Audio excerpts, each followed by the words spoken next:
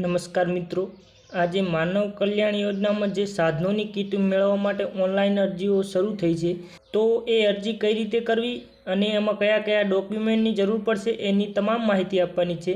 તો વિડીયો અંત સુધી જોજો જેથી તમને તમામ માહિતી આવે. અને વિડીયો ગમે તો વિડીયોને લાઇક, શેર અને સબસ્ક્રાઈબ કરજો, જેથી આવા ઓનલાઈનને તથા માહિતીને લગતા વિડીયો તમારા સુધી પહોંચી શકે. તો મિત્રો, આપણે માનવ કલ્યાણ યોજનામાં ફોર્મ ભરવા માટે આપણે સૌથી પહેલાં ક્રોમ બ્રાઉઝરમાં જવાનું. આ રીતે ક્રોમ બ્રાઉઝર ઓપન થાય એટલે એની અંદર હવે ટાઈપ કરવાનું છે માનવ કલ્યાણ યોજના. આ રીતે માનવ કલ્યાણ યોજના ટાઈપ કરી અને સર્ચ કરવાનું છે. માનવ કલ્યાણ યોજના ટાઈપ કરી અને સર્ચ કરશો એટલે આ રીતે માનવ કલ્યાણ યોજનાની જે ઈ-કૂટની જે વેબસાઇટ આવે છે, જે ઓફિશિયલ વેબસાઇટ છે, તો આપણે હવે એના ઉપર ક્લિક કરવાનું. એના ઉપર ક્લિક કરશો એટલે આ રીતનું બતાવશે. તો આ રીતે ટોટલ માહિતી બતાવશે, તમે વાંચી શકો છો. યોજનાનું નામ બતાવશે, એની યોજનાની પાત્રતા બતાવશે, માનવ કલ્યાણ યોજનાને અરજદાર માટે માર્ગદર્શિકા એટલે કે એની તમામ માહિતી બતાવશે. અને આ રીતે નીચે સ્ક્રોલ કરશો, આની અંદર હવે શેના માટેની તમને કીટો મળશે એ બતાવશે. તો આની અંદર દહીં વેચનાર માટે જે એમના સાધનો આવતા હોય એ મળશે, ભરતકામ કરતા હોય એને એ જે સાધનો આવતા હશે એ મળશે, બ્યુટી પાર્લર માટે જે એની અંદર સાધન વપરાતા હશે એ મળશે, પછી પાપડ બનાવટ માટે જે સાધનો કામ લાગતા હશે એ મળશે, પછી વાહન સર્વિસિંગ અને રિપેરિંગ માટેના મળશે જે કીટો મળશે. આ મિત્રો, તમે ફોર્મ ભરશો અને ફોર્મ અપ્રૂવ થશે તો આ સાધનોની કીટ તમને મળશે. અને પ્લમ્બરની મળશે, અને સેન્ટિંગ કામ જે મિત્રો કરતા હશે એને સેન્ટિંગનું જે સાધન આવતું હશે એ મળશે. પછી ઇલેક્ટ્રોનિક માટે જે કામ કરતા હશે એનું મળશે. પછી અથાણા બનાવટ માટે જે એમાં સાધનો કામ લાગતા હશે એ કીટ મળશે. અને પંચર કીટ એટલે પંચર કરતા હશે એમના માટે જે ફોર્મ ભરશે એમને જે પંચરમાં જે કીટ વપરાતી હશે, જે સાધન વપરાતા હશે એ મળશે. તો હવે આપણે આની અંદર ફોર્મ ભરવા માટે આમાં આપણે લોગિન આઈડીની જે જરૂર પડે છે, લોગિન કરવા માટે આઈડી પાસવર્ડની. તો એ લોગિન આઈડી બનાવવા માટે આપણે સૌથી પહેલાં રજિસ્ટર કરવું પડે. રજિસ્ટર કરવા માટે હવે આપણે આ રજિસ્ટરની સામે જે ક્લિક હેર લખેલું છે એના ઉપર ક્લિક કરવાનું. એના ઉપર ક્લિક કરશો એટલે આ રીતનું ફોર્મ ખુલશે જે રજિસ્ટર કરવા માટેનું. તો આની અંદર હવે આપણે સૌથી પહેલાં છે પહેલા બોક્સમાં પૂરું નામ અંગ્રેજીમાં લખવાનું, આધાર કાર્ડ મુજબ લખવાનું મિત્રો. અને એની બાજુમાં જે આ આધાર કાર્ડ નંબર એન્ટર કરવાનો છે, એની નીચે આપણે લિંગ પસંદ કરવાનું છે, પુરુષ કે સ્ત્રી. અને એની બાજુમાં જન્મ તારીખ એન્ટર કરવાની છે. એની નીચે મોબાઈલ નંબર એન્ટર કરવાનો છે. અને એની બાજુમાં ઈમેલ આઈડી એન્ટર કરવાની છે. એ ઓપ્શનલ છે, જો તમારે કરવી હોય તો કરી શકો છો, ના કરો તો પણ ચાલે. અને એની નીચે પાસવર્ડ એન્ટર કરવાનો છે. અને એનો એ જ પાસવર્ડ, આ પાસવર્ડની પુષ્ટિ કરો એમાં બાજુમાં એન્ટર કરવાનો છે. અને આ કેપ્ચા આ બોક્સમાં એન્ટર કરી અને નોંધણી કરો. એના ઉપર ક્લિક કરશો એટલે તમારી આઈડી બની જશે અને પાસવર્ડ પણ બની જશે. જે તમે આની અંદર મોબાઈલ નંબર એન્ટર કરશો એમાં મેસેજ દ્વારા તમને મળી જશે. તો મિત્રો, મારે પહેલેથી લોગિન આઈડી બનાવેલી છે એટલે હવે પછી આ પેજમાં આવી જવાનું છે. અને તમારે જે મોબાઈલ તમે એન્ટર કર્યો એની અંદર આઈડી અને પાસવર્ડ બંને આવી જશે મેસેજ દ્વારા. તો હવે એ આની અંદર એન્ટર કરવાના છે. તો આ રીતે આઈડી અને પાસવર્ડ એન્ટર કરી અને પછી આ કેપ્ચા આની અંદર એન્ટર કરવાના છે. તો મિત્રો, આની અંદર 6 + 8 એટલે જે સરવાળો થતો હોય એ એન્ટર કરી દેવાનો છે. તો આપણે 14 એન્ટર કરશું અને પછી આ લોગિન ઉપર ક્લિક કરવાનું.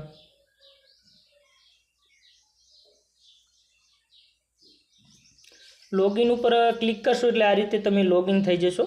તો હવે આપણે આને માનવ કલ્યાણ યોજનામાં જે ફોર્મ ભરવા માટે જે પહેલા નંબરમાં બતાવે છે અને આની અંદર બીજા પણ ફોર્મ ભરાય છે, પણ હાલ આપણે માનવ કલ્યાણ યોજનાની માહિતી આપવાની છે.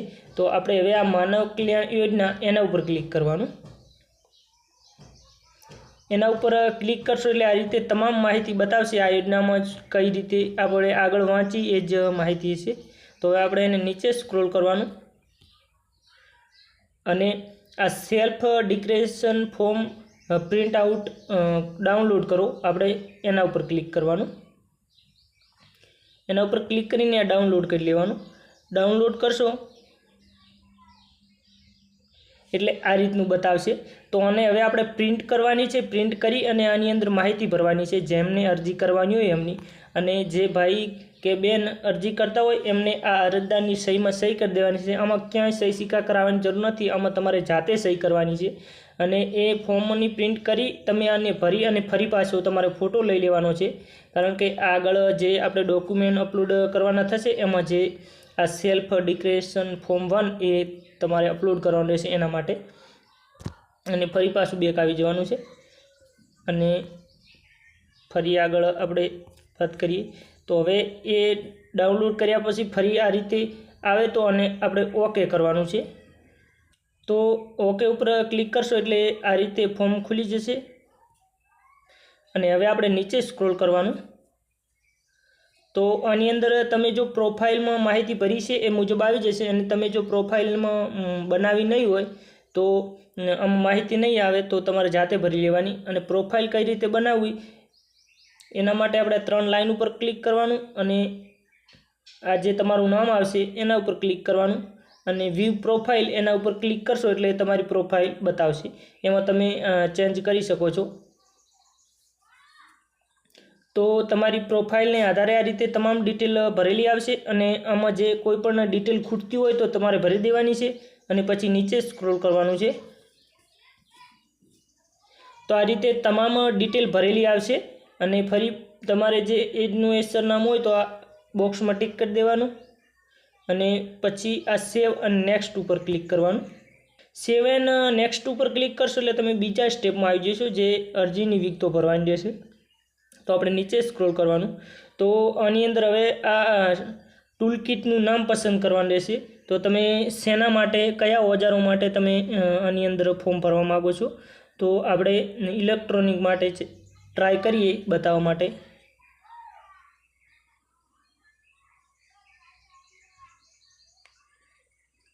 એના ઉપર ક્લિક કરી અને હવે નીચે આપણે શૈક્ષણિક, તો આમાં તમે કેટલા ભણેલા છો એ પસંદ કરવાનું રહેશે। તો તમે જો 10 થી નીચે ભણેલા હોય તો પહેલા નંબરનું પસંદ કરવાનું, 10 પાસ હોય તો પણ પસંદ કરવાનું અને 12 પાસ। અને જો તમે ભણેલા ના હોય તો સ્નાતક એના ઉપર પણ ક્લિક કરી શકો છો। તો આમાં તમારે જે લાગુ પડતું હોય એ ભરવાનું છે। અને આની અંદર કોઈ પણ એક ભરવાનું છે। તો આની અંદર આપણે કુટુંબની વાર્ષિક આવક એન્ટર કરી દેવાની જે આપણે આવકના દાખલામાં હોય।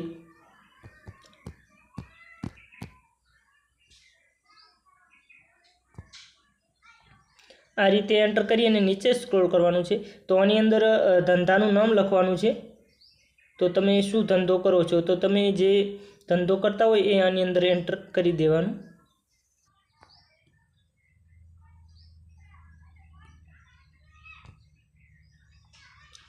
અને એની બાજુમાં તમારે પસંદ કરવાનું છે કે અરજદારનો ધંધો વારસાગત છે કે કોઈ નવો કર્યો છે। તો આપણે વારસાગત હોય તો આ કરવાનું અને એની બાજુમાં ઈશ્રમ કાર્ડ નંબર એન્ટર કરવાનો છે। તો આની અંદર તમારે ઈશ્રમ કાર્ડ નંબર એન્ટર કરી દેવાનો અને એની નીચે અરજદારનો ક્ષેત્રમાં ગ્રામીણ હોય તો ગ્રામીણ અને શહેરમાં રહેતા હોય તો શહેર, તમારું જે ડોક્યુમેન્ટમાં હોય એ રીતે આમાં પસંદ કરવાનું છે।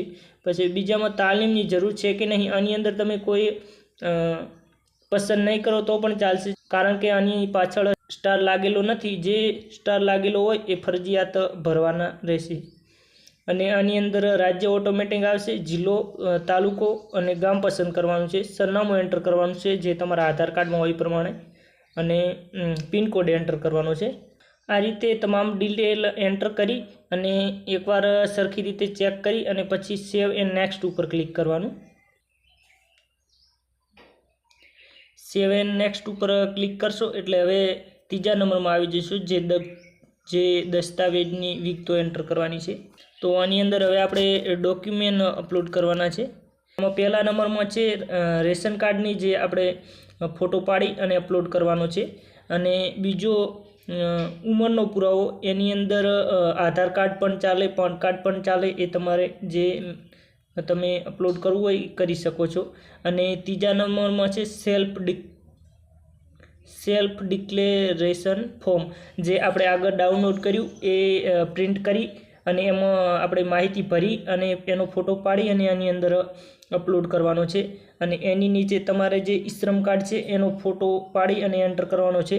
તો મિત્રો જે આ ડોક્યુમેન્ટ નંબર છે એની અંદર તમારે નંબર એન્ટર કરવાનો છે। પહેલામાં રેશન કાર્ડ તમે અપલોડ કરો તો એનો નંબર એન્ટર કરવાનો છે, બીજામાં તમે આધાર કાર્ડ એન્ટર કરો, બીજામાં તમે આધાર કાર્ડ અપલોડ કરો તો એ આધાર કાર્ડ નંબર એન્ટર કરવાનો છે અને ડિક્લેરેશન ફોર્મમાં કોઈ નંબર એન્ટર કરવાનો નથી, એને ડાયરેક્ટ ફોટો અપલોડ કરવાનો છે અને આ શ્રમ કાર્ડમાં પણ શ્રમ કાર્ડ નંબર એન્ટર કરી અને એનો ફોટો અપલોડ કરવાનો છે। અને એની નીચે જાતિનો દાખલો, તો તમારે જાતિનો દાખલો આની અંદર જાતિના દાખલાનો નંબર એન્ટર કરી અને અપલોડ કરવાનો છે, બીજામાં આવકનો દાખલો તો એનો નંબર એન્ટર કરી અને એ પણ અપલોડ કરવાનો છે અને એ તમામ અપલોડ કરી અને પછી સેવ એન્ડ નેક્સ્ટ ઉપર ક્લિક કરવાનું। તો મિત્રો આ રીતે તમામ જે ડોક્યુમેન્ટ છે એ તમારે અપલોડ કરવાના છે અને મિત્રો એક ખાસ ધ્યાન રાખવાનું છે કે તમારે જે પણ તમે ડોક્યુમેન્ટના ફોટામાં અપલોડ કરો એ ઓરિજિનલ હોવા જોઈએ। અને હવે તમામ આની અંદર ડોક્યુમેન્ટ જે માગે એ અપલોડ કરી અને પછી આ સેવ એન્ડ નેક્સ્ટ ઉપર ક્લિક કરવાનું।